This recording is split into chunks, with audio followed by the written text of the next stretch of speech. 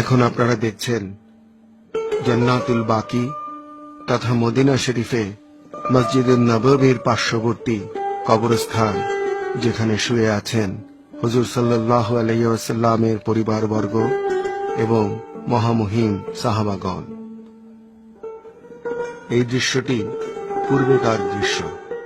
এক নং গম্বুজের নিচে হযরত মা ফাতেমা রাদিয়াল্লাহু আনহা, হযরত আব্বাস রাদিয়াল্লাহু আনহু, হযরত ইমাম হাসান রাদিয়াল্লাহু আনহু, হযরত জায়নাল আবেদিন রাদিয়াল্লাহু আনহু, হযরত ইমাম বাকির রাদিয়াল্লাহু আনহু ও হযরত ইমাম জাফর সাদেক রাদিয়াল্লাহু আনহুর পবিত্র মাজার।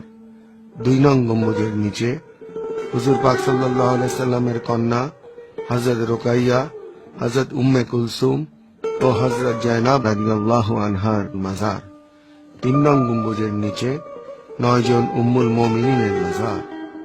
4 নং গম্বুজের নিচে আকিল বিন আবি তালিব, হযরত আবু সুফিয়ান ইবনে হারিস ও হযরত জাফর তৈয়ব রাদিয়াল্লাহু আনহুর মাজার। 5 নং গম্বুজের নিচে হুজুরের সাহেবজাদা হযরত ইব্রাহিম আলাইহিস সালামের মাজার। 6 নং গম্বুজের নিচে উহুদ যুদ্ধের 8 জন শহীদের মাজার এবং 7 নং গম্বুজের নিচে হযরত উসমান রাদিয়াল্লাহু আনহুর মাজার অবস্থিত ছিল।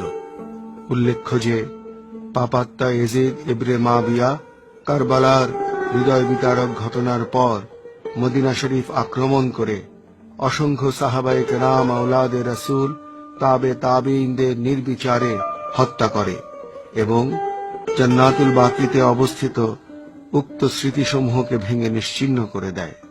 পরবর্তীতে আব্বাসীয় খলিফাদের রাজত্বকালে খলিফা আল মামুন মদিনায় রাষ্ট্রীয় সফরে এসে আহলে বায়ত, উম্মুল মুমিনিন এবং বিশিষ্ট সাহাবা ও বুজুর্গানে দ্বীনের মাজারগুলোকে বহু কষ্টে চিহ্নিত করে পুনরায় নির্মাণ করে দেন।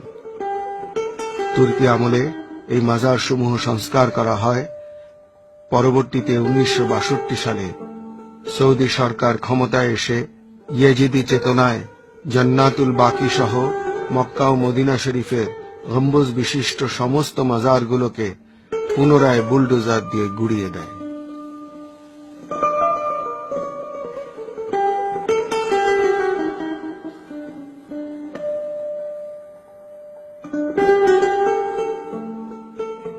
জান্নাতুল বাকির বর্তমান দৃশ্যাবলী।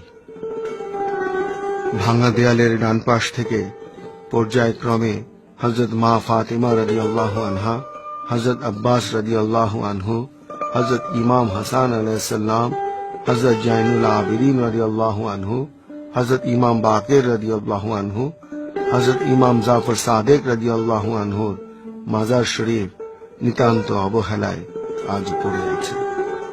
এ সকল মাজারের সামনে জিয়ারতের উদ্দেশ্যে দাঁড়ানো বর্তমান সরকার কর্তৃক সম্পূর্ণ নিষেধ।